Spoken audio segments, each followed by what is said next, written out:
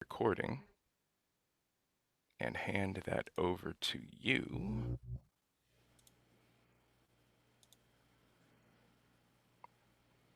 Okay. And everyone can still screen share. All these folks can. Yes, that shouldn't be changed.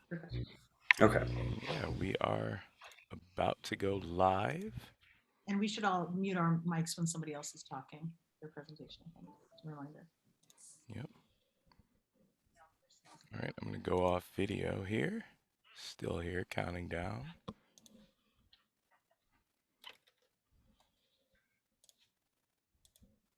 All right. Break legs, everyone. All right, thanks so much. Oh, wait, there is one more thing. Sorry. Let me reclaim that. There we go.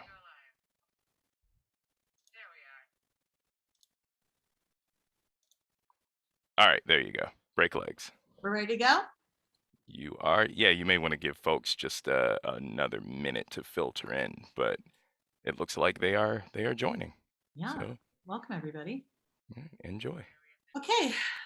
So as folks are filtering in here, I'm going to get us started. Welcome, everyone, to the NCPH conference. I hope you're having a great conference. And thank you so much for joining us today for our roundtable conversation about justice in the archive and queer collecting and queer archiving and community-based projects and institutional challenges. My name is Stephanie Ewell. I'm here with my friends and colleagues, Hooper Schultz and Harlan Green. And we are going to talk about these issues, and we're really interested mostly in having a vibrant and lively conversation after our presentation. So here's how we've organized the panel today. Hooper's going to get us started. Each of us is going to take about 8 to 10 minutes to do a brief overview of our individual projects or those projects with which we were affiliated.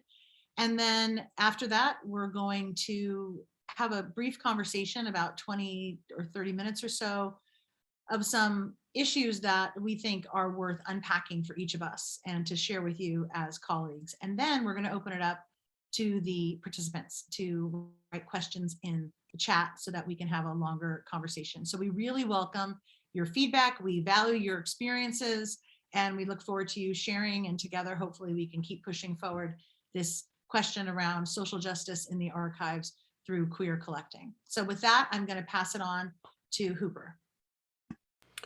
Hi, everyone, and thank you, Stephanie. It's great to be here. My name again is Hooper Schultz.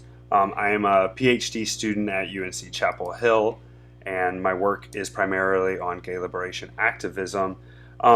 Previously, I worked with the Invisible Histories Project, which is an LGBTQ plus archiving project based out of Alabama, focused on Georgia, Alabama, and Mississippi. And I was based in Mississippi at the University of Mississippi and was a fellow with them, creating oral histories with LGBTQ plus folks in both Mississippi and Alabama. Most recently, I've worked with The Story of Us, an LGBTQ plus history of the University of North Carolina. And I'm going to share my screen now and talk a little bit more about The Story of Us. So The Story of Us is, as I said, an LGBTQ plus history of the University of North Carolina at Chapel Hill. It is the brainchild of the Carolina Pride Alumni Network, which is an alumni group at UNC, and it is in partnership with the university's story archives at the University Archives at Wilson Library and the Southern Oral History Program. It's funded by Carolina Pride Alumni Network through alumni fundraising, and the aim is to collect and preserve LGBTQ plus oral histories and other audio stories from faculty, staff, and alumni from the university, as well as associated ephemera, including photographs, flyers, and organizational documents. So a little bit about the partners on the project. So this is different than the Invisible Histories project, which I worked on previously, which was a community-based completely project, and worked with partners across the states of Alabama, Mississippi, and Georgia. This is a bit more of an institutional project, but there are inter-institutional partners. The Southern Oral History Program at UNC is one of those partners, and so I'm trained as an oral historian, and my work has primarily been to make oral histories with community members from UNC. We also had co-collaborator working on the project, Cassie Tanks, who is a library sciences student and has been helping me to do the work of archiving all of those oral histories, as well as the photos and ephemera that community members have donated to the project as they make oral histories. And that's actually been a really eye-opening process, because as an oral historian, I'm oftentimes engaged in the production of oral histories, but not often in the archiving of them. And this project is kind of completely contained in a way that some other oral history projects aren't, in that we're doing all of the work of archiving those as well as graduate students. A little bit about the story archive that this project is housed in. The UNC Story Archive is conceptualized as a collection of recorded stories. So these are our oral histories, but there are also StoryCorps style stories that are being housed in the Story Archive. Some other universities have similar projects ongoing, such as Wolf Tales at North Carolina State University, Virginia Tech's Hokie Stories, StoryCorps again is mentioned here. So that's a little bit about the way that the project is being thought of. I'd like to talk more today. Hopefully we'll have time for this later on, but I would like to talk about some of the challenges that we've had in terms of the idea of doing reparative work in the archive, and the idea of kind of trying to capture some monolithic LGBTQ plus experience in North Carolina or at the University of North Carolina. And hopefully we can talk a little bit about challenges to doing that work at predominantly white institutions like UNC. We primarily have relied on snowball method in order to make contacts, and that has, because of UNC's history as an institution that was segregated, has led to many of our older narrators are white and their connections are white. And then we can talk a little bit about self-selection and the ways that LGBTQ plus community projects wind up heavy loaded on white, cis, gay men, upper middle class white gay men, and working to try to rectify those situations. And then next up is Harlan. Actually, I think I'm going to go I next. think it's actually Stephanie. So I'm a nice little My Southern boy, apologies. and No, I'm a nice little Southern boy. I'm going to let Stephanie go next. See, chivalry is not dead, but we might kill it. Here we go. So I am, let me get this going. So my name is Stephanie Ewell, and I am a professor of history at the College of the Holy Cross in Worcester, Massachusetts.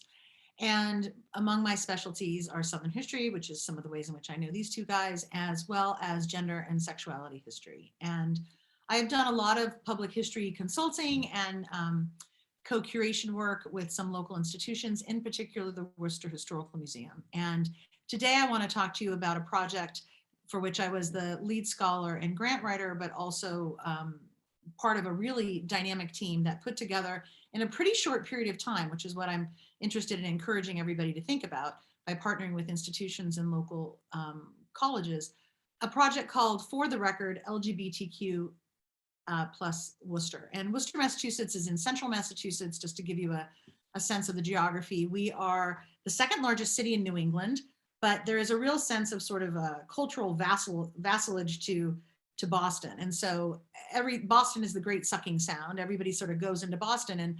And what interested me, especially in this, was this idea of doing local history. What happens when collecting comes out of these, moves away from these big spaces like Berlin or Paris or San Francisco into the spaces where the vast majority of LGBTQ people have lived their lives. And Worcester is a space like that. So the Worcester Historical Museum was founded in 1875. It's a very traditional Yankee, top-down, really antiquarian kind of organization for most of its history. But in the beginning of the 1970s, in part as a response to developments in social history, it really tried to start expanding who was represented there. But even then, that's been a story for the much more recent years. Several community history projects, Latino history, Black history, and the Queer History Project. There had been some presence of queer history at the museum. In 1993, an organization called the Gays and Lesbians Coalition of Central Massachusetts donated these 3 archival boxes that have some newsletters from various organizing groups in the period mostly of the 80s and 90s. But it was really small and it wasn't being used. And it certainly wasn't being highlighted. And so the idea here was to focus our energy on getting more materials, right? One of the problems, of course, is if you focus only on published materials by the mainstream community, a lot of that material will really put the power to characterize communities in the hands of people outside of that community. And so we had that issue in this project, and even local, the GLICM, Gay and Lesbians of Central Mass, pushed back against that, the ways in which queer people were being represented in our local newspaper. And so they came together and organized this group for support. I'd love to talk later about the problems of local newspapers as a source, as a singular source for queer history, as well as I'd like to talk about the problem of medical records and police records later. So if anybody wants to talk about that, I'm happy to talk about that. So what did we do? We got together. Here, the gentleman on your left in the sunglasses, not in the outfit, fabulous outfit, is Bill Wallace. He's the executive director, long time of the museum. He and I got together, thought about the Stonewall anniversary as an opportunity to organize the community and try to create space in the community for telling its own history. We then made community partnerships. We started with other scholars. So in the photo below, you see Robert Tobin, who's a queer lit professor at Clark University in Worcester. Joe Cullen, with the beard all the way over to the right, is a professor of history at Worcester Polytechnic Institute. And then in the middle, in the fabulous outfit, is David Connor, who's the community engagement person, director at the museum. And so we worked together to then try to identify people within the LGBT community, create a community board. And as you can see from this picture, and I use this picture in particular, it does not represent our full board, but it does represent some of the problems. We actually did pretty well with people of color in terms of representation, but really poorly in terms of gender non-binary, trans, and lesbian members of the community. And I think that's something I'd also like to talk about, as Hooper mentioned, some of these challenges of who gets to tell the story even within a community that has been historically marginalized. So what did we do? We did some traditional collecting patterns. We had community discovery days where we would invite people to come and bring their ephemera to the Worcester Historical Museum. This was, I showed this Frisbee because it was one of our first items we got, and I was so excited about it. It's a Frisbee from a gay bar on Thomas Street in Worcester that was also known predominantly as a lesbian bar. Here we have an image of a longtime DJ named Eric, who brought us his torch from the Pride Parade of 1996 when the Olympics were in Atlanta. So we really tried hard to use our network and the community boards network to reach out to different communities. We also tried to reach out across generations. So on the left, you see some of the garments worn by a young person who organized the first queer prom in Worcester. This was their outfit, replete with crown, not even tiara, but a full crown. And then I'm above there, having just finished an oral history with a gentleman named Rick Gusky, who was also a drag queen, named Jordan Sorrell, who was named first Miss Gay Worcester in the 1980s. So we really hustled and tried to find things. One of our main issues, though, with the Discovery Days is people didn't feel like the museum was theirs, right? That's part of the problem.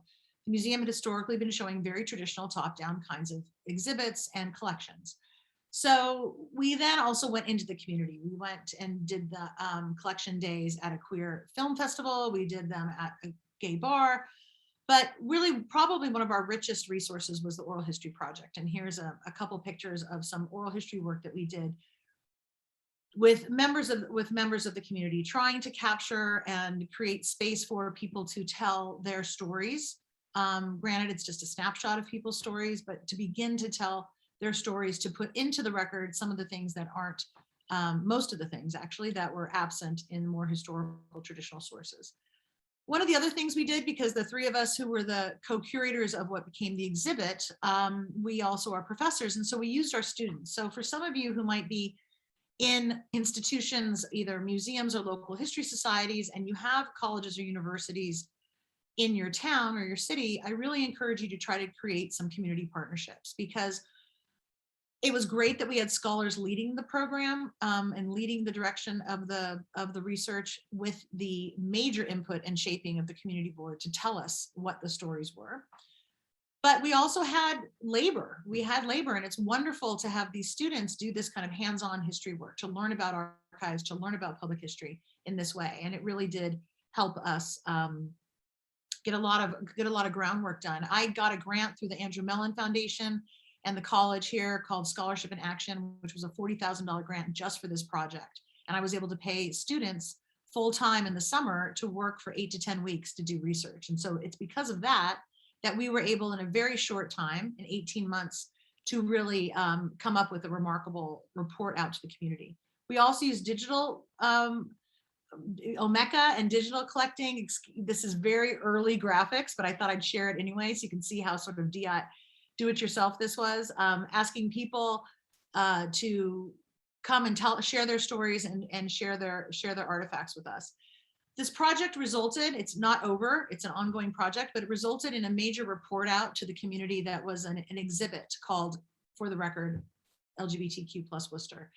And we saw this as a kind of report of the state of our collecting to date. This was in April of 2019. It seems like a million years ago. I can't believe it was only 3 years ago. And it was also an invitation for people to come, and it was also a provocation for folks to come and tell us what we were missing. What were we missing? What are the stories that still need to be told? We organized this around several major areas. One was a word about words, talking about language and the importance of language in this community history and how languages have changed over time, generationally and with time. Claiming spaces, about how members of the community created their own spaces, and we had this massive mural. Worcester has a kind of a mural project program, and we had one of the muralists draw a map on the wall, and we had these guides so that you could see places for socializing, bars, cruising, and making spiritual and political connection. We had a section on demanding equality. One of my favorite stories from our research was the discovery of an organization called the Worcester Gay Union. This is a man who is African-American and Nipmuc Native named Thomas Doughton, who was a member of the GLF and living in New York City with his partner at the time. And he was at a meeting, and it was at that meeting that one of the activists from the GLF said, and this was in our call for papers proposal, "You know, all of you jokers here, you're so proud and you're so gay. Where are you from? Why aren't you where you're from, where people know you, where there needs to be some political action? It's really easy for us all to be here in New York City." I think that's a really incredible quotation and comment, and it really inspired Tom to come home with his partner, Bob Stanton, and to organize the Worcester Gay Union, which was a political organization to, in particular, around a campaign to get a city ordinance against housing and employment discrimination for queer residents. Interestingly, on the back of their card, I'll just go back a second, you could be a card-carrying gay person in Worcester in 1973 and 74. On the back, they had, here are your rights if you're arrested. And I'm happy to talk more about that. I just think that really is important as we are in this period around questions around police harassment and brutality. Oral histories, of course, were remarkable. This was an oral history with a woman named Gloria Audette, who told us about getting kicked out of the convent because she was a lesbian, getting kicked out of the Marines because she was found out to be a lesbian as part of the Lavender Scare. We found examples of how the queer community in Worcester in the 70s created, they supported a MCC, they had support for alcoholics, they had support for social. There was a founding of a lesbian feminist bookstore in town. This is an example of Dot Woodcock out of another oral history of her certificate of holy union. And what I love about this was in 1978. So if you look down here, you'll see that the minister at the MCC who married Bon and Dot was Gloria Ardette, my friend, who was the woman who was kicked out of the convent and the Marines for being a lesbian. So she comes to Worcester and she creates community and resilience in institutions. And then finally, I just want to end with a quick comment about divisions within the community. Oral histories were wonderful for that. So not creating a kind of idealized triumphalistic notion of queer history, but rather understanding divisions. And this is an organization called the Gay and Lesbian Latino Organization of Worcester that was founded because of racism within the white pride community in the 1980s and 90s. Finally, we published a book along with the exhibit, and Oral History Project. And I'm happy to talk with you more about all of these partnerships, challenges, and successes. It was a really wonderful project, and it's ongoing. So I think I'll just stop us there and leave you with a wonderful picture from the 70s Pride Parade in the city. Harlan, I think it's your turn to share your work with us. Okay, here I am bringing up the rear.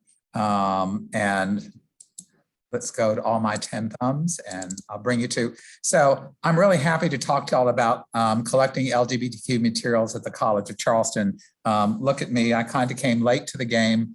And the way we started doing this at we are a state-run institution in the city of Charleston, South Carolina, in not the most liberal part of the world. The way we started this, it actually was thrust on us when it happened.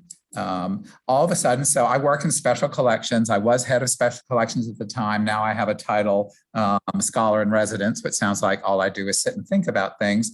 But we had a graduate student walk into special collections one day and in full voice say that she wanted to see what we held so she could do her master's thesis on nominating local sites to the National Register that had to deal with LGBTQ history. So beforehand, if anything like this happened, generally it was on the QT, hushed whispers through a professor, secret emails, meeting in the college's coffee shop. But the fact that someone just walked right in and asked for something, just assuming that an institution that has been around since a little after the American Revolution, collecting a lot on women's history, African-American history, Jewish history, et cetera, she just naturally assumed that we would have materials on LGBTQ history as well. So our reference staff, you can see the reference desk right there behind us. The reference staff did not bring this student out anything, did not bring her a book, did not bring her a manuscript box, a Hollinger box, did not bring her any ephemera. What they did is bring me out. Because I have been out for quite a long time.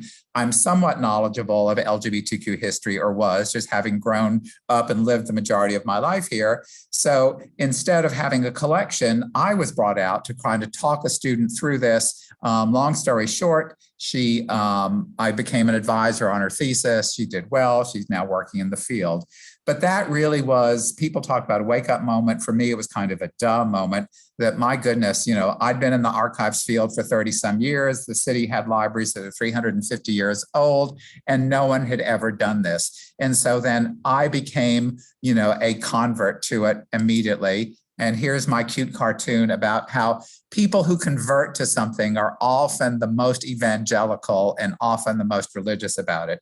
And so then I really thought, okay, it's 2017. I've not done anything yet. My city's not done anything yet. My institution's not done anything yet.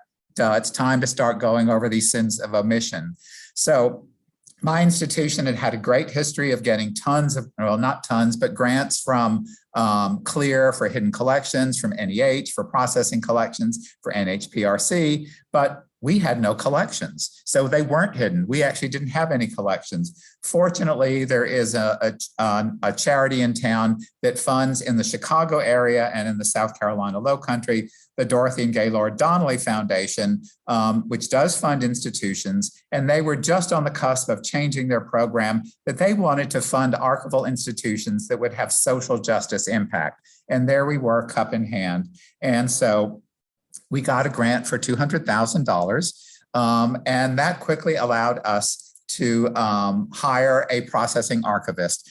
Rebecca Thayer right here, a very young recent MLIS graduate who was out, and she's signaling V for victory. I'm interpreting that we actually had a two-pronged approach to how we were going to spend this money to try to document local LGBTQ history. One was the standard archival process. This is Rebecca here who processed this. So I'm happy to say that we hired her for 18 months. We went out, raised more money, ultimately raised another $100,000, and we kept her for 2 years. And in that 2 years, we managed to collect and process 100 linear feet or so of manuscript material. And a few slides maybe to suggest a little bit of the type of information that we did process. Here it is, a daguerreotype of Charlotte Myers Griswold. No reason you should have heard of her. She unfortunately had a woman born in Charleston, a Jewish woman born in Charleston before the Civil War. She unfortunately crossed paths with a man named Rufus Griswold. Many of y'all might have heard Rufus Griswold. He is the man responsible for destroying the literary reputation of Edgar Allan Poe. After Poe's death, Griswold jumped to the defense jumped to the offense saying that he was Poe's literary executor, and he began all the horrible stories about Poe. Rufus Griswold married Charlotte Myers for her money. The marriage did not work out particularly well. He could not get a divorce, or he said he got a divorce, and then he married someone else. Charlotte, meanwhile, said, you're a bigamist. There was a national scandal. Actually, this divorce is still studied in American jurisprudence and in divorce history.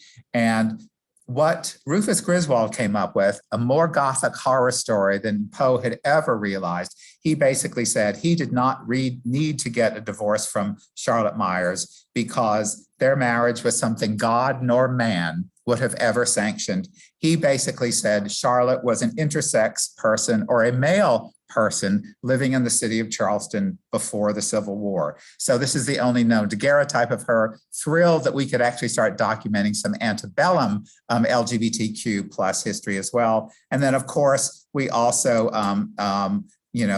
got into the 20th century as well. Charleston had had newspapers since the 1730s. The first gay newspaper in Charleston was not until the 1980s.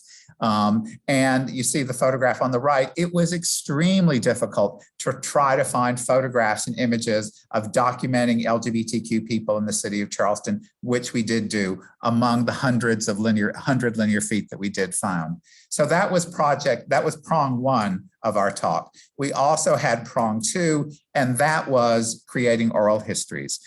So we had the paper record, and then we also wanted the living record as well. And on our oral history program, it did not work out as polished as we thought it would be. In my institution, we have no LGBTQ major or minor. In fact, a powerful lawmaker threatened to defund the entire institution from any state money if we dared to present a program like that. But in 2017, we still did have a women and gender studies program. And I had heard that the professors there had worked with their students of doing scripted oral histories, going out into the community and getting women's reproductive history. So I was not versed in oral histories at the time. I thought this would be a win-win situation. We could have our students do our oral histories for us. They would get something for it, and we would get these incredible stories as well. So our women and gender faculty did great training sessions. We sent our students out and they did their best. And again, this is something I'd like to talk about in the future if you're thinking about doing that, the pros and cons of doing youngsters or students about doing oral histories. They were perfectly safe in the situations, but we realized we probably put them in over their heads in many of the capacities. There were many older people, and dare I call my group out, older gay men who were not really interested in talking about the subject per se, but wanted to talk about how fabulous they were and all the houses that they had done over. And our students were very polite here in the South. Our students were hesitant to get off their script, and so then they weren't necessarily creating oral histories that had the best research value. When we were looking at the transcriptions of these oral histories as well, again, we saw our students maybe shy and a little bit nervous when a narrator would talk about something that was of real interest. The students sometimes felt a little shy about saying, can I go off and can I ask those really private questions? So we retooled ourselves in the process. I took my crash course in oral histories. And so I did oral histories. Rebecca, who you saw an image of, our processing archivist, did oral histories. And we also had a half-time person, Brandon Reed, who was a College of Charleston alumnus, had gotten a master's degree in Holocaust studies. He also did oral histories with us as well. And I have to say that by the end of it, We got almost 100 oral histories, hit our mark. And these oral histories are roughly an hour to 2 hours long. They really are the arc of the narrator's life. And 40 to 50 of them are now actually totally online with the audio file available, with a completely written transcription that you can word search and do as well, with an image of the narrator if the narrator wanted it as well. So we were lucky with that. That we did manage to do that. So when we did run out of our funding, our funder was very happy. Yes, we did what we were supposed to do. But if I may take a few moments in the latter half of my talk, I really would like to talk about the unanticipated results of the things that we achieved that we did not set out on our mission statement that we thought we were going to do. Here's an image of my very pretty, we're voted the prettiest campus in the country. And so, College of Charleston, as I said, been around since the 1790s or so. But our college, we had found that there was a statistic that 18% of our students identified as LGBTQ. This was buried in a report that no one would ever publish. We published it. We were as my colleagues on this panel will say, I'm a very annoying person and I can worry an issue to death. So we kept bringing this up, bringing it up. Our institution now says that yes, we do have 18% of our students are LGBTQ. Before our project, our institution did not attend the Pride rally after the Pride March. We did that. Before our historic program, the college did not attend the big LGBTQ gala in town that was supporting LGBTQ causes. We have now gotten promises from the college that it is going to start doing that as well. And, as again, I said, we're very polite. We don't like to, we think the truth is vulgar. But interestingly, what we saw here now too, is we were like the little red hen. All of a sudden, here's a banner that the college floated after we got our grant. All of a sudden, they may not have wanted to fund us, but they were certainly proud of us that we were actually doing this program. And so then we actually managed to start changing the atmosphere on the College of Charleston campus. And again, this was not something that we thought we were doing, but it's so interesting that, quote, this historic program managed to impact the present. And here's a view of my beautiful city, the city of Charleston. We're a gorgeous city. We're an odd city. We're an old city. We mint the past. We mine the past here like some ore and we change it into money. And we change, we do all the stories. And history historically in Charleston has always been an exclusive white man's club. Over time, we've let an African-American in, we've let a woman in, a Native American. But to prove that you belong and have a place at the table in the city of Charleston, ironically, you have to show that you've always been here. And with our project, with our historic project, we could start proving that, yes, we were here and have a role to play. And this had major impact, not just in our city, but actually here's the exterior of the library where I'm speaking from today, Addlestone Library. The things that changed across campus inadvertently because of our presence. One, our librarians realized we had no major LGBTQ databases. Duh. All of a sudden, now we have invested into 2 major LGBTQ databases. We had always used the language, diversity, equity, and inclusion in our collecting scope and special collections. Now we specifically say we're collecting LGBTQ materials as well. Interestingly, now we can't claim credit for it, but it's maybe a little bit more coincidental. The college has now finally hired a particular person to push LGBTQ issues across the entire campus. And in the fall semester, we will be having the first professor specifically dedicated to teaching LGBTQ topics. So that's really interesting. And 1 or 2 other things that I can talk about as well. Again, I talk about other things that are happening on campus that may not have happened before. As I said, Charleston makes money off of history. Southern campuses, Hooper's campus at UNC, and just about any campus across the country, in the light of Black Lives Matter and a variety of other things, is looking about how we interpret our history. I sit on a college committee where we are looking at our beautiful historic campus and how we interpret it. We have now gotten to go ahead to reinterpret 6 sites on our campus. 5 of them, of course, deal with African-American history and civil rights history, but we are also now, for the first time in the city of Charleston, going to have a visible LGBTQ monument on our campus. On the left, you see 2 men, Edwin Peacock and John Ziegler, ran a bookstore in Charleston, friends of Carson McCullers. They were very out, very liberal, very important cultural icons in the city of Charleston in the 1940s, 1950s, 1960s. The state requisitioned their building. Even despite that fact, they gave over $1 million in scholarships to the college. And please take my word for it, on this little monument here on the right, when the college went to memorialize these 2 men in 2005, they gelded their story. They were out, but this bronze monument calls them business partners, neglects the fact that they are life partners. And so within a year or 2, we will have this changed. And this is a very visible spot on our campus. We will actually now have a monument that specifically celebrates LGBTQ life, people who were impacted our campus and people who actually lived on our campus as well. So what to talk about in the end?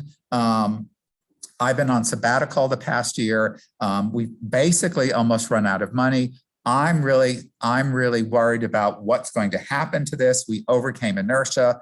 If I retire, I don't think they're planning to replace me. So what's going to happen to a project and to a program that finally, after 350 years, started to document this community? Is it going to stop? Is it going to continue? And I'd love to hear your feedback as well, if that's. So enough of me, and I'm going to turn it back to Stephanie, I believe, who can now start the conversation back to us, and we can start all sharing our thoughts on a variety of topics. Yeah, so thanks so much, Harlan and Hooper, for sharing your projects. We have a lot of overlap, and we have a lot of particulars too to talk about that are idiosyncratic to our particular institutions or our locales that I think might be really interesting, and also to hear from the audience about some of your particular challenges or some of your questions about how do you begin this kind of work. We're all kind of coming at it from different directions. Right now, we're all connected with university spaces, but some of them are more community driven, some individual driven, some institution driven. So I think I'll start with just a larger question. Ask both of you your advice on this or your comments. It's sort of an ideological question about why you think that the collection of queer history, the collecting of queer history, has been until recently so generally overlooked in our professional spaces as public historians and practicing historians, and what you think some of the obstacles are for that, and what you see as some of the momentum right now. We're in a period where there seems to be an emergence of interest in this. So why do you think that is? Why has this been so historically overlooked in collecting spaces, in archive spaces, and what's creating change, and how do we keep pushing at that? Can I go first? Sure, please do. So as I said, I've inferred, I'm in South Carolina. It was against the law. You could be put to death for being LGBTQ in South Carolina from 1712 to 1868. So obviously that kind of put a kibosh on things. With Wyoming, we are the only state in the union that does not have a hate, a law against hate crimes. Talking to the people who are lobbying our legislators, who are our funders, they basically said they would pass the hate crime legislation in a skinny minute if the LGBTQ plank were taken out of it. So obviously one reason people have not collected this, we basically live in a hostile state that is to that. We are controlled by politicians, who are antithetical to this. And also too, I think there's stereotypes. I think since gay marriage was approved, people think there is no LGBTQ issue at all, possibly anymore. If you're in that kind of headspace. And this is actually kind of a darker thing as well. Certainly in the South and in Charleston in particular, our ancestral sin, of course, is slavery and our discrimination against African Americans. And frankly, on an institutional level and on a municipal level, the city is just getting ready to deal with that. And, it seems a shame that DEI sometimes can only seem to embrace one issue. Granted, that is our historical sin here in the city of Charleston and in South Carolina and in the South in particular, but it's almost like, gosh, we're dealing with African-American issues. Do we have to deal with LGBTQ issues as well? So, that I see is some of the reasons why this issue, one, was completely hidden. And now that it's being talked about, certainly takes a back seat to other more egregiously and maybe longer lasting ones, and maybe also misperception in the public that with gay marriage, there is no issue. Thank you. I think that's really well said. Hooper, do you have any particular perspective from your angle?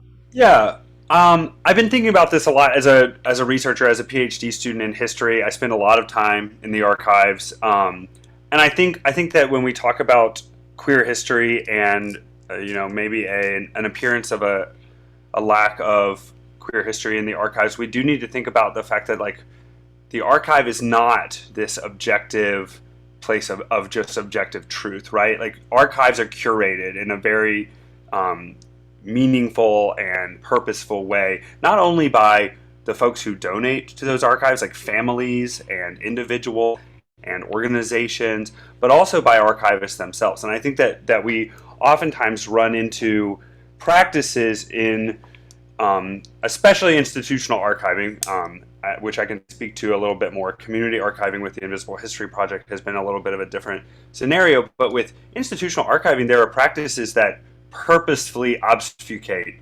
the gender expression and sexualities of people who fall outside of what is considered accepted, or I think that there are considerations made. I'm thinking of Bell Barrack and Hobcott Barony, and the fact that the Public History Museum there basically has considered Bell's identity as a lesbian to be embarrassing, and is worried about the family and funding.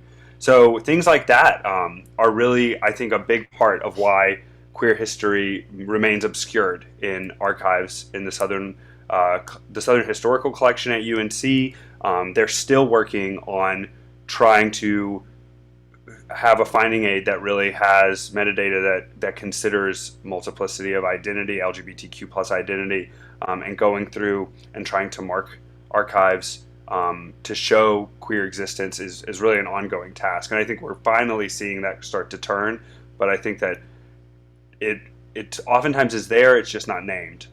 Yeah, I would add to that. Now, I'm in a firmly blue state up here in the People's Republic of Massachusetts, and there's also all sorts of assumptions that of what kind of work would be done here. But Worcester is a formerly industrial city. It has a really strong sort of Yankee elite control apparatus. Even still in the city, it was a stronghold of the John Birch Society. And what's interesting is the ways in which I think people either kind of what you're a little bit about what Harlan's saying, but in a different flavor. People sort of either take for granted, really, there's nothing.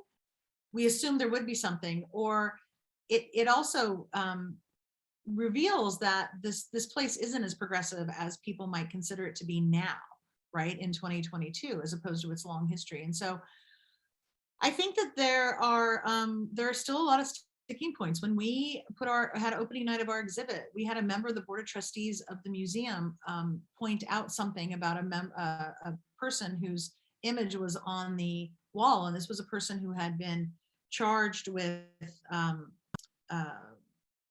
improper sexual relationship with a minor, and was actually got off on that charge. There was no grounds for it. It was gotten out, but still in the community, because the community of 200,000 people remember that person that way and thought it was terrible that we had this person on the wall for that, right? So there's still these kinds of these pushbacks and sort of a sense of sort of distaste, and that this was really kind of on the edge of things. And so I think it's either neglect, benign neglect, not so benign neglect. And I think what that speaks to in all of our cases is that you really need to be really intentional and really assertive about this work. You need to do it and keep doing it, and get partners and allies together to insist upon it being part of the record. Years ago, I did a project with students at the American Antiquarian Society, which many of you I'm sure are well familiar with, one of the most famous repositories of pre-1876 American ephemera in the country. And we did a project called Transing the Archive, where we went in and we looked at finding records and finding materials that were in this space that was related to trans history, you know? And it was just entirely new for them to think about the materials they had as in terms of metadata, describing them in a way that would be relevant to these histories, right? So things like the racy papers, the Police Gazette, all sorts of stories of people living in a gender different from their one assigned at birth. And so those materials are there from the 19th century, right? They might be there in this sort of lascivious spaces, but they're there. And so how do institutions claim them? How do institutions make them available? Speaking to Harlan's idea of, you know, databases and Hooper's idea of like metadata, you know, how do we make this, how do we claim these things? How do we name these things? The power of naming for our historically marginalized groups, I think, is really important. Go ahead, Harlan. Can I add just a couple of things too? You know, many archives in the Society of American Archivists, you know, many processing archivists now are looking for those things, but then there's also, and I'm sure UNC must have this kind of thing, Hooper as well too, that people are actually going back and looking at old finding aids, and they're looking for how African Americans have been described in that. We're changing the language from slave to enslaved. You know, we're not necessarily assuming that someone is white. You know, it's really interesting. You know, they talk about someone being a Black person in the record, but there's the assumption that someone is white. So people, even in my smaller institution, we're actually going back and revising finding aids, looking at that.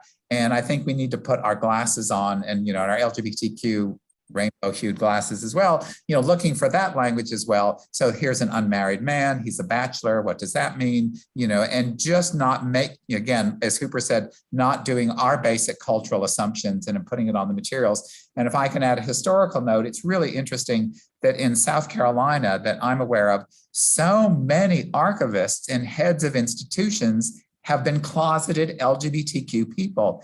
And many people in this field, you know Martin Duberman's famous essay, I think from the early 80s or so, about writhing bedfellows, about, you know, one of the most prominent racists in the South who created the, the phrase cotton is king or the Mud Self Society, James Henry Hammond, you know, he had discovered letters in the University of South Carolina that were probably still today the most explicit discussions of male on male sex in antebellum life, two prominent white men. He tried to publish these for years and years and years. And the head of the repository was a closeted gay archivist. And the thought was that if you acknowledged you had this material, that was going to out you as well. So we also, I think I'm trying to sum up, we have that history, that legacy of people being squeamish for one reason or another. And then we're also not looking at things as they come in today with the cultural framework. Thank you. So let's talk a little bit about our various collection processes. I know that we touched on that in our presentations, but do either of you have some insights on how we might, or your projects have utilized alternative sort of grassroots methods of collecting, or some out of the box thinking that might be helpful for people who are interested in this kind of work? Hooper, any ideas? Yeah, I'm thinking about this, and I know Nick Graham at the University Archives at UNC is here today, and he knows this because I oftentimes bother him where I go to make an oral history, and somebody, is like, here, come to my basement, and they've got boxes of stuff, right? And I wind up with these things, and that's not necessarily a typical archival collection practice, but it sometimes feels as though when you meet these LGBT folks who they've been waiting for this moment. They've created an archive of their life, and it's a pretty incredible feeling. It is sometimes feels a bit overwhelming in terms of responsibility of shepherding this ephemera, these notes, these flyers to the archive. But I think it's in some ways it turns out that way. It's ad hoc. It's something that, again, this leads back to your other question, Stephanie, it's things that the archive has not necessarily been interested in the past. And as someone who my primary training is as an oral historian, not as an archivist, not as someone who goes out to with the express purpose of making archival collections, it is something that I have been doing and thinking about a lot. And so that's one way that happens. As I mentioned in my introduction, this idea of the snowball method, right? I'll make an oral history with someone, and then 2 weeks later they'll call me and they'll be like, well, I know this other person who has this stuff that I really think you need to go take a look at, and I'm really worried, it's in their attic, it's going to get moldy. So that happens as well. So you have these communities are very interconnected, and at least here in North Carolina, it feels like everybody knows everybody. I think, as I said in an earlier talk with Harlan and Stephanie, it's a small gay world, a little gay world. And so that happens as well. So those are kind of some of the methods for archival collection that are a little bit more grassroots DIY, if you will. And definitely the Invisible Histories Project in Alabama is kind of working in that same way, identifying collections, working with community partners to make sure that those collections have a place to be. And just making sure that they're saved and protected. Right. And I would kind of add to that some of the frustrations of this process, right? So one of the things about the snowball effect, and we can maybe transition with this in a minute to the notion of diversity within the projects, right? One of the problems of the snowball effect is it can end up kind of going deep in one direction, and then you get a real monolith of representation claiming to be representative, which is the same problem of a museum or a collection claiming to be representative of a whole people when it's just certain threads. And so we really need to push back against that. I will say some of the things we tried to do, like I mentioned, we went into the community, anything at all that had a gay theme for 2 or 3 years, we were there with the table, right? We were there with the table, we were there with scanners, we were there with the deeds of gift. We got people to sign up to follow up with them. As I said, we went into the community. We were at every Pride and at gay bars. But I will say that those were helpful, but they weren't especially generative, right? But they were helpful. They were good. And sometimes people would come back to us. They'd write their names down, and then we'd follow up, and we got things that way. So it really is a bit of a breadcrumb trail. I will say, unfortunately, and I showed you a slide of the Mecca site that my colleague Joe Cullen, who's the digital curator of this exhibit at WPI, he built this site, and we got some response, but not as much, right? Not as much. I mean, I think that whole idea of if you build it, they will come. I don't think it holds true. I think especially with this community who has reason to distrust institutions, right? They have good reason to distrust institutions. So why should I give photographs of myself and my lover or friends at a bar or intimate ephemera? Why should I give that to an institution that has never been an institution for me? So institutions have a lot of work to do to build trust within the community. And that's not going to be instant. One way of doing that, of course, is through outreach and also community engagement and programming. We had a lot of programming as part of our project. We had scholars come in and do scholarly talks.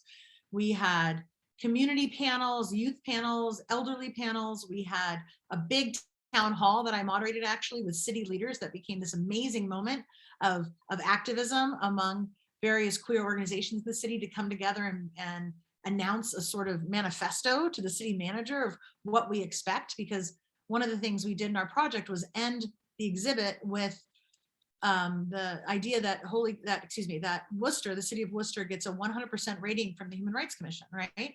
And so we said, okay, so that's a number and that's based on laws, but what is the lived experience of queer people like in this place? And there's a gap there, there's dissonance there, right? And so we tried to make it so that there were opportunities for people to feel that they were welcome in the museum. We used the auditorium and we used the gallery spaces for talkbacks and for tours and for programming to try to build up that trust that this is your history and this is your museum and this is your city as much as it's anyone else's, and that takes a lot of time and a lot of effort. And so I think it's not surprising that some of our digital outreach wasn't as successful and some of our going into the community wasn't immediately successful. I think it did yield results, but it takes time and there were disappointments for sure. So I think the exhibit idea, though, as a provocation to get people to come, and we had almost 300 people at our opening, to get people to come and say like, that's not how I remember it. And we were like, perfect, great, come talk to us. What do you have? You know, instead of pretending that you have the whole story. That's one way of thinking about any kind of public facing product of your work, that it's just a report out. It's not a period, end of story. So, but it is a big challenge. Let's talk a little bit about how we can, or what are some of the struggles of representing the wide diversity of people who might place themselves under the umbrella of LGBTQIA+ life experience. Stephanie, I actually got a question in the chat from a visitor. So the question actually is serendipitous because I think you were just really speaking to this, but the question is, are there concrete ways to make LGBTQ+ community members feel safe sharing their stories with institutions that have historically been and often continue to be unsafe spaces for them? That is a key question. So Harlan, go ahead. I have some comment too. Go ahead, Harlan. Right. And again, I will say that has been an issue with us. You know, you can have I talked about in my talk, you know, for some reason, I'm a trusted person in the LGBT community. People specifically tell me, well, we trust you, but what happens when you leave your organization? You know, what's going to happen? You know, are they going to get rid of my stuff? So the only concrete things I can say is basically just putting the ditto marks under what you just said, Stephanie, is it's not going to happen overnight. But the way, you know, I think institutions have to show up, you know, and not just when there's Gay History Day and stuff like that. Like I said, you know, our institution never rented a table at the Pride rally. Once we did it, they started doing it. Our institution never showed up. The Citadel, the military college in South Carolina, sponsored a table at the Low Country, you know, gala for LGBTQ causes and had been for years. Their table was there. It's so interesting. Our institution had not. So we need to talk to the PR people in our institutions, you know, and it's the kind of thing that, hey, you can't be the best, you can't be the BFF, show up suddenly. It is a long process. You have to find out where the LGBT community manifests itself, where it does this, any pride occasion, any support occasion, any kind of thing too. You know, we have to be there giving out our cards, talking about our credentials, you know, and it's going to take time. And that's the only way, you know, I think that we can, you know, I think that we can do it. I think a book like yours, Stephanie, goes, you know, a very great way, especially if you've got your institution's name on it. You know, that's something concrete that does get, you know, that does get it out. But I'd love to hear other people's thoughts about how it too, because that frankly is something that we are facing. Yeah, you have to show up. You've got to show up. And this brings us to one of our other kinds of questions too about sustainability. You know, the Stonewall became an opportunity for a lot of small organizations to start to pay attention to some of this history, but Stonewall's past now. It's now 3 years in the past, and I do worry a little bit about institutions being faddish. You know, going to what is the next sort of hot topic, and not thinking about what a project really requires. And it requires leadership, and it requires money. It requires a commitment of money. And I know in my own project, because this is a small private museum, I paid for somebody to come in and process materials. I paid for a professional archivist to do all that archiving, and it all came out of that grant. You know, to collect something is, as you were saying, Hooper, for someone to give you something. So Rick Guskey, the man I mentioned, who was the first Miss Gay Worcester, he gave me his invitation to his honor commitment ceremony with his partner from the 80s. And it was the original. It was the only one. It was framed. And I mean, this is his, right? Dot Woodcock gave me her son's baptismal certificate from the Metropolitan Community Church in Worcester. This is the only one. You feel so personally connected to these materials, but I'm not an archivist. So when you hand it over to the library, you hand it over, you really have to make sure that the promise that things will be collected, preserved, and made accessible, that it happens.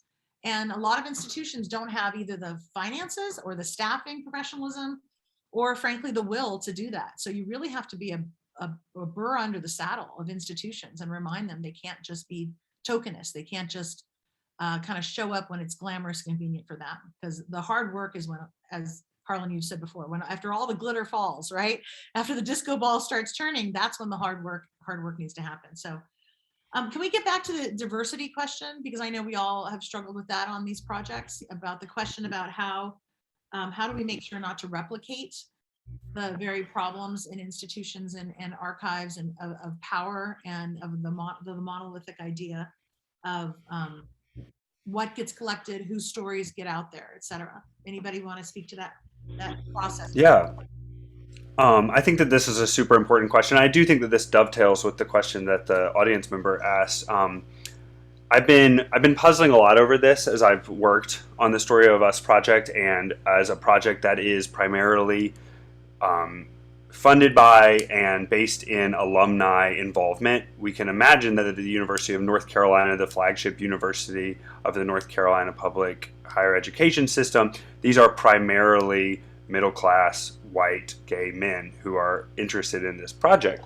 And so I think that step one is to recognize that, be willing to have uncomfortable conversations with constituents and donors about that fact and about the fact that we need to work against that, and be intentional, as folks have talked about, of being in conversation, in community with the Black queer community at UNC and the Native and Indigenous queer community at UNC. But also, I think that it's important in terms of talking about diversity and the reparative potential of doing LGBTQ plus history work to also realize the limitations of your institution. I think often about how the University of North Carolina, despite being in a state that has more than 20% Black populace, has not topped out at 10% of the students being Black since the mid-1980s.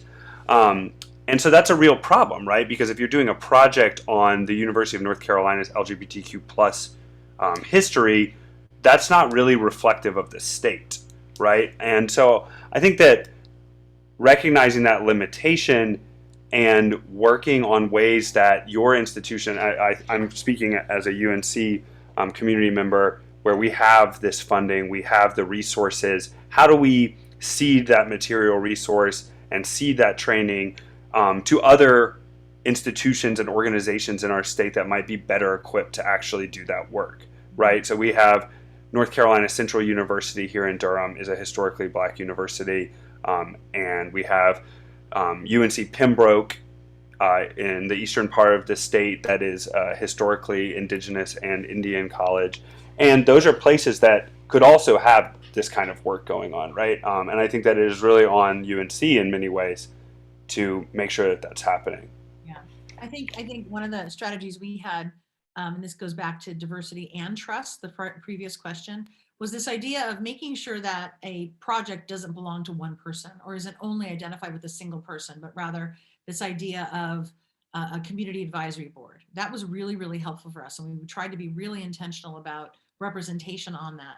And yet, even then, as you saw from the picture I showed to you, it was predominantly male and predominantly gay male identified and predominantly white.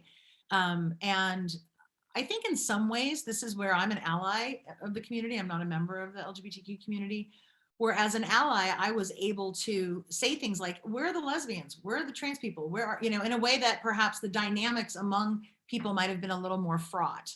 And so I really think the idea of thinking about what might the role of allyship be in here, what is the role of community boards, of advisory boards and boards that rotate in and out, and that you're willing to not have as fixed, like it's these 12 people, but rather new people coming in and out. We had that a lot.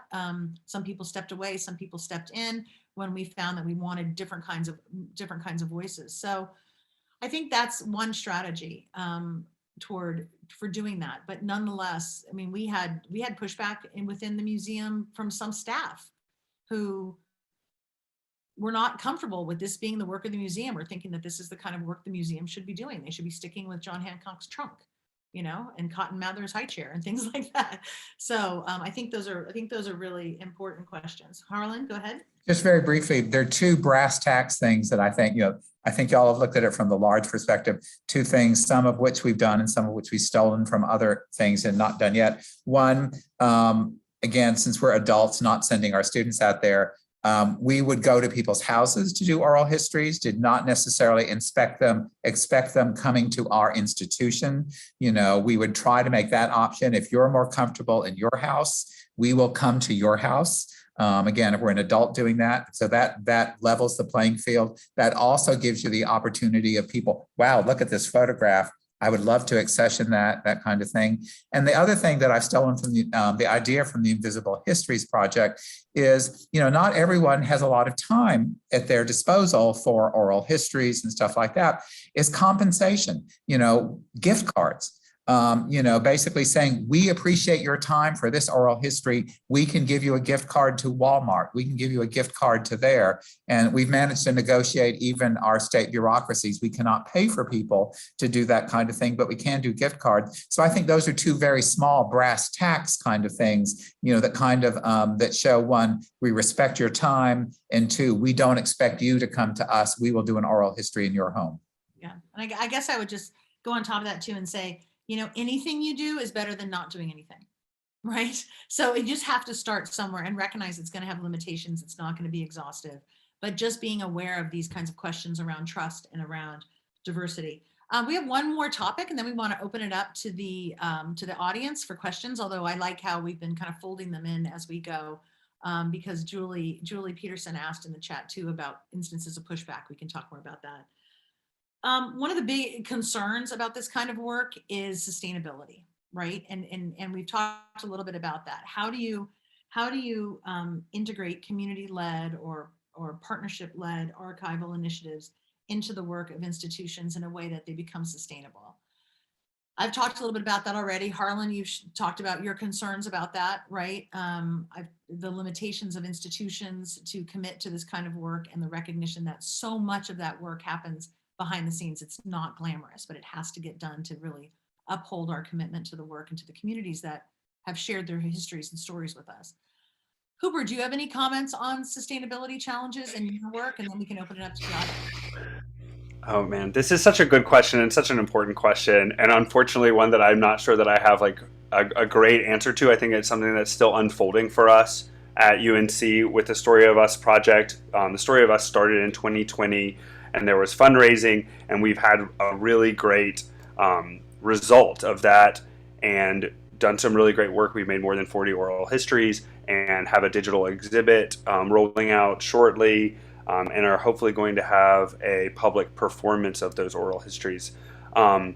My co-conspirator on that project, who's also a graduate student who actually graduated yesterday, so congratulations to her, but Cassie Tanks is a library sciences student, and I would be so lost without her. She has created this whole kind of flow chart and walkthrough, and has been so good at documenting what we've been working on and what our stated goals are, and how we've been doing it in a way that I think that somebody could pick right up and continue.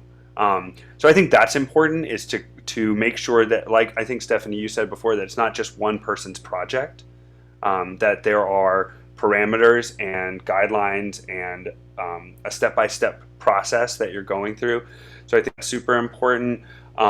But I think, speaking as a graduate student, I also think that there has to be buy-in on a more administrative level from an institution like UNC, to make sure that after I'm gone as a queer historian graduate student who has been able to do this work, what happens when I'm no longer working on that, right? So I think that the University Archives especially has been really intentional about making sure that there is an ongoing project, but I think that we're going to have to cross that bridge in a major way when we come to it. And I think, as Harlan said, now there's going to be somebody who's working specifically on LGBTQ issues at the College of Charleston. That's great. So hopefully that person, sometimes projects have to start as a single person. Harlan, case in point, right? A lone voice in the wilderness. But I think with smaller institutions and non-academic institutions like local history societies, like local museums, I think sustainability is a real problem, right? Because everyone's trying to get people through the doors and to keep collecting and to build out their engagement with diverse audiences. And I think the problem there in a way can become focus. You just can't move from one project to the next. And you also can't, something that I've found in my partnerships, you can't overpromise. Sometimes institutions overpromise that this isn't going anywhere, it's going to continue. And you've got to put something behind that. So some of it's about leadership, and maybe not biting off the whole pie, but really finishing this piece, or at least getting into a place where it's got some sustainability and some legs, because I do think things come in and out of fashion in public history and for smaller societies and institutions. And I think that folks have to do some real soul searching about their commitment to doing this work as thoroughly and in as sustainable a way as possible before moving on to the next thing, unless they can have the staffing and the support, right? So I think that's a big part of it. So can we open it up to questions from all of you who are here? Thank you for staying with us. There's 28 of us here on the Zoom call, which is just terrific. Hooper is going to moderate the conversation. He's our tech guru today. So if you have any questions or ideas, if you're working on a project or you'd like to start a project, or you've got 3 people here who've been working in this field and to varying degrees and in different kinds of ways and at different stages of our careers, and maybe we can help you out. So go ahead. Hi. Can I ask a question? Sure, Valerie, go ahead. Hi everybody. This has been so great. I'm so glad that I picked this for the last day. You guys have been so great. A specific question from a museum perspective. I'll be as vague as possible. Well, as specific but vague as possible. I think one thing that sometimes comes up. Oh, sorry. Are you both? I'm sorry. Was that to me? I think I might be here twice, but you should only be hearing me once. Yeah, we're fine. We can hear you once. Oh, okay. I'm so sorry. Okay, so the question is, in a museum or archival setting, if let's say somebody wants to donate something and they aren't out yet, they want to wait until maybe the rest of their, like the people they know aren't around, that kind of thing. Is there like a way that you've managed to include those voices and stories, I guess, other than just like straight anonymity? Because for some of these, like if it's at a university or whatever, or a museum, a lot of that has to have a certain level of open access. Yeah, thank you.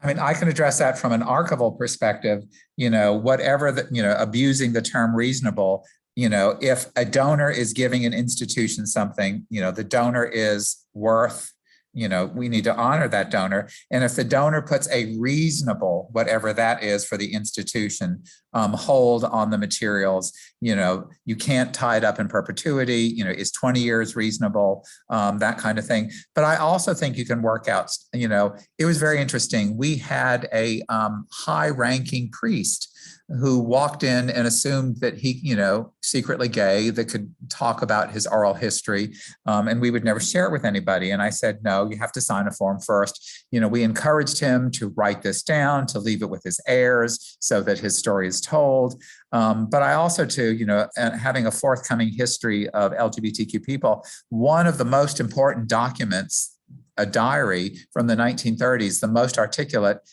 the family will not let us use the person's name, but they are letting us use the material. And the story survives without the name of the storyteller on it. At some point, the storyteller's name is going to come out. And to me, to some extent, the story is more important than the storyteller in some respects. So that's my little spin on that. Like I said, you can close something for a reasonable amount of time. If it's saved, it's saved. And if we may not have it in this generation or in this 10 years, eventually in eternity, people are going to have it.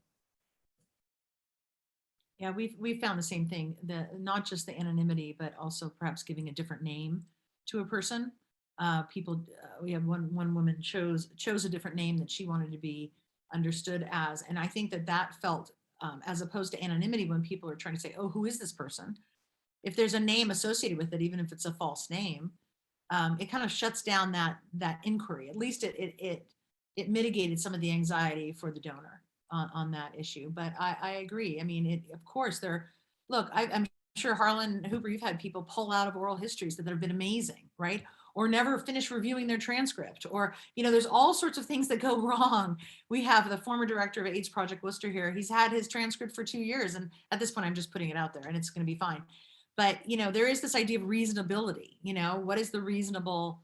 And I think with time, people can also, so for example, let me use the example of Tom Doughton in this experience. I did an oral history with him. He's the gentleman who co-founded the Worcester Gay Union.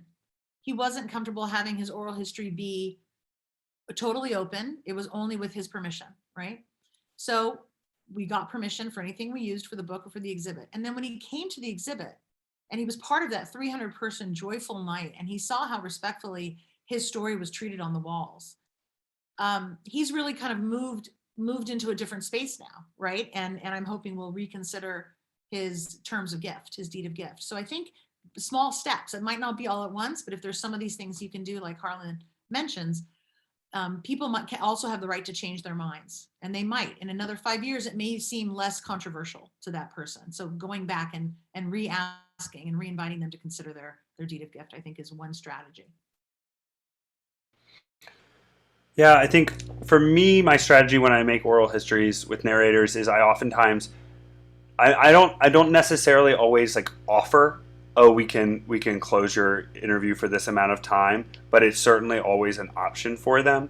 I think that there can be, like Stephanie's saying, there can be folks who like feel a little bit of hesitancy, and then as they get into the interview, a lot of times it's like a matter of like starting them on the interview, and then they're like, oh, I can understand how powerful this is as a historical document, and then oftentimes I'm able to get them to agree to an open interview rather than a 15-year closed or whatever. But I wouldn't say that I push that either. I just Nope. I try to explain to a narrator with shared authority that like both of us are making this together as a historical document, which I think can help folks to understand really what that is.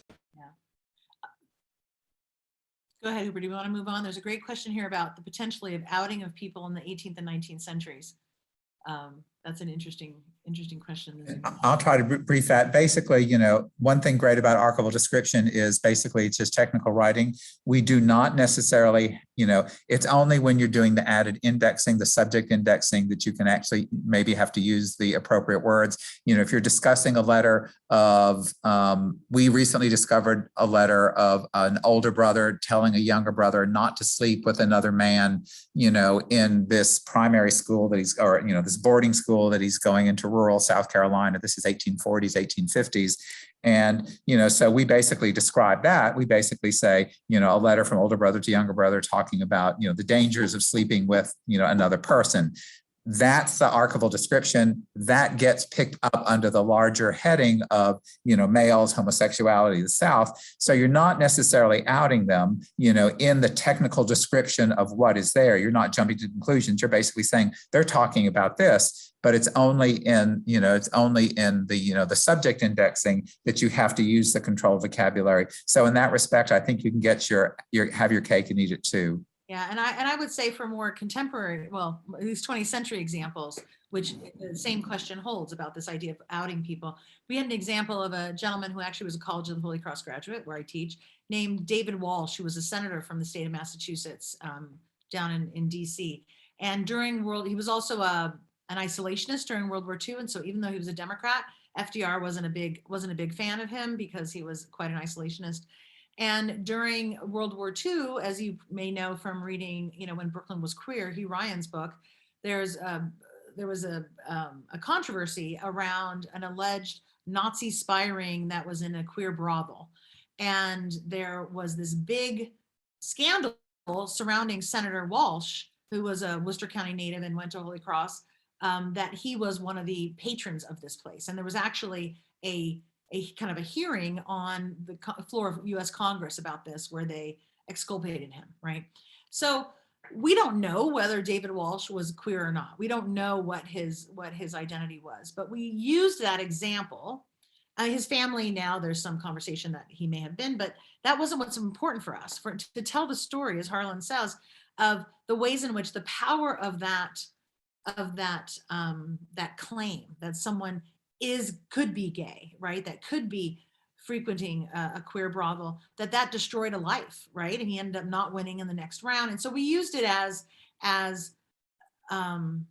not to out him, but rather to say just the possibility of that was so intense that can give you a sense of what that was like in the 1940s to be an out gay man and why the closet was so tight, right? So there's ways of doing it that are ethical to the material and ethical to the person. So as you don't impose different kind of terms onto the past. You don't want to be presentist, even as you're trying to, in some ways, claim a longer narrative, right, of legitimacy. So it is a kind of a fine balance, but the material itself, always let the material do the talking, and then you have backing then. You're not imposing anything on it. That would be my advice. Hooper, are there any more questions we might want to talk about? There is a question from Evelyn about oral history projects in the Carolinas, in the rural Carolinas. Evelyn, I don't know of any other projects specifically concerning queer oral history in the Carolinas. Harlan, do you? I have heard at USC Upstate, which I guess is in Spartanburg, which is, again, kind of, not exactly rural, but, with certain the oral, rural, that there have been done some oral histories there as well. And it's so interesting, sorry for the tangent, you think about, fag rag, and you think about so many of those rural communities in Western North Carolina where so much of gay consciousness came out of, RFD and stuff like that. So again, I can't think of any, but the great thing is, and it goes back to the thing about sustainability too, of trying to pool our resources and saying what's out there available. I really would, if not the Carolinas, we've mentioned Invisible Histories, which is an incredible project going throughout, Hooper, is it Mississippi, Alabama, and do they include Georgia now? And They do, yeah. These are a group, they're Mellon funded, and what they do is these are young scholars who go throughout the entire state, the most rural areas. They find the collections and they matchmake to the appropriate institution. So if some place collects textiles, they'll put the drag queen textiles at the Alabama State Archives or something that has the textile collection. So there is a model there. And, one would hope, that no place is that rural that is beyond the internet. The interesting thing is, during COVID, we started doing Zoom oral histories, with people that we could not sit down and do it with. And it actually worked out particularly well. So while I'm sorry I can't think of any specific examples here in the Low Country or in South Carolina, I do know that models are being created in the South. And then there's a question from Susan. I'll be doing a workshop for community college students who are doing an oral history project of LGBTQ plus faculty, staff, and alumni at their school. So thank you, Harlan, for your comments on some of the challenges of having students do that. Any other thoughts from the speakers on what works and doesn't work in working with students to collect oral history?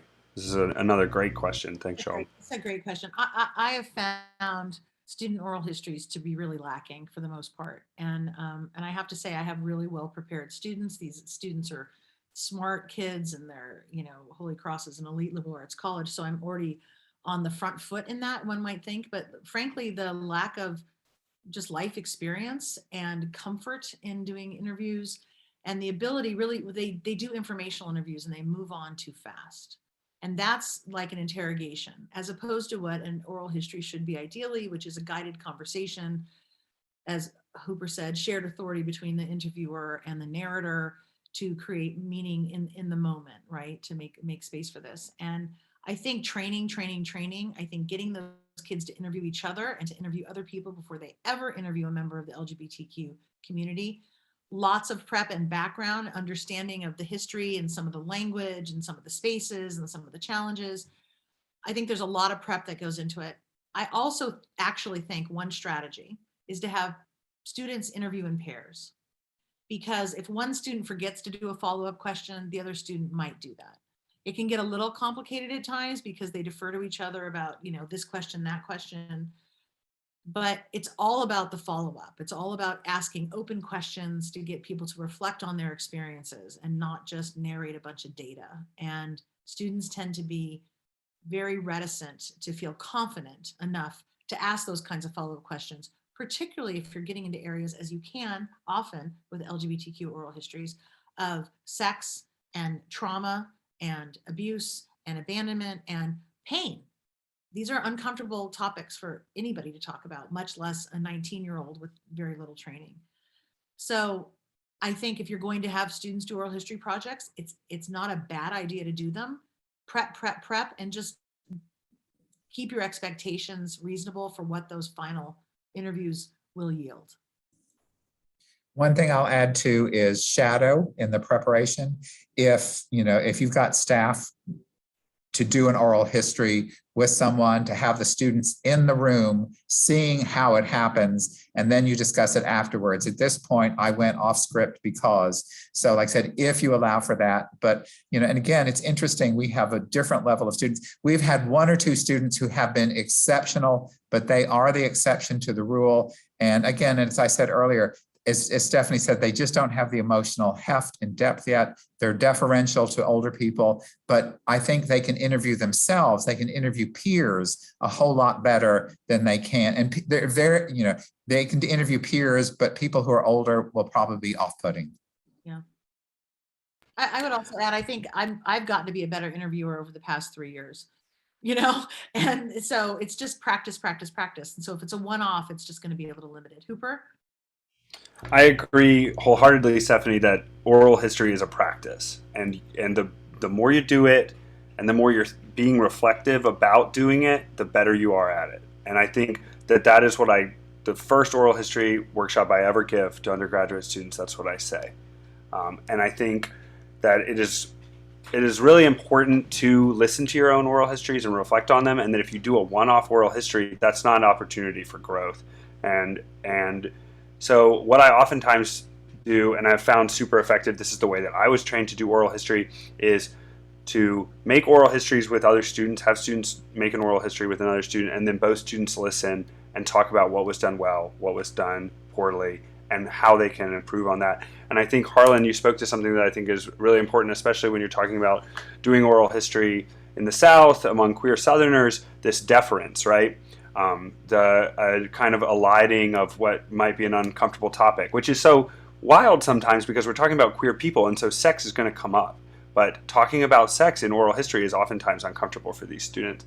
So I try to talk to them about that, prepare them for that. But I think, yeah, the main point is get them to practice, get them to think about what it is that we're doing. It's not a fact-finding mission. We're trying to make a historical document, and that's really the heart of it. And I think it also depends on the mission of the oral history project. Are you specifically just trying to tune in on that person's, experience at the school, or are you, or the institution, or are you doing a full-fledged life when you came out? So again, like I said, I think, it's, but again, that's a point too, is make sure is, what you're really after. But I thought Hooper had incredibly good advice. Yeah, there's one more thing you can do with your students too, because which is kind of like what Hooper's saying. One of the things about oral histories is they take a lot of time, and they take a lot of time to transcribe. They cost a lot of money to transcribe. It's not just the capture on the recording. But one of the things that I do with the community members, I just did an oral history training workshop last weekend, actually, and it's a 2-weekend project. And I put people into threes, and I have an interviewer, a narrator, and then an observer.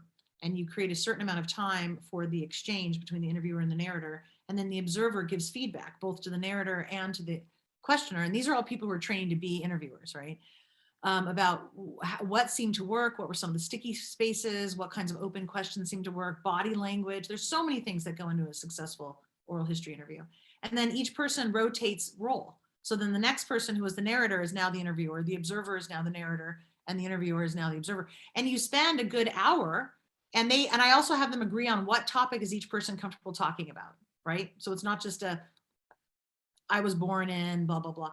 And that has been a real epiphanic moment. People have this, I realized this is so hard, or, oh, that was so good when Hooper asked it that way. I'm gonna think about that formulation, or so that idea of both being a interviewer, a narrator, and then a constructive critic and feedback, and sharing that process. And by the end of the hour or so that they do that, the last interviews, everyone says they're so good. It's because they've learned from those other 2 segments, right? They've learned some moves, and they've learned to listen differently. They've learned to posture their bodies differently. So you can do some things like that in class, at least, to try to foreground that idea of flexibility, listening, and positive feedback. right? That this isn't just a turn on the record, the record player, listen to me, I'm old, turn on the recorder and go kind of thing.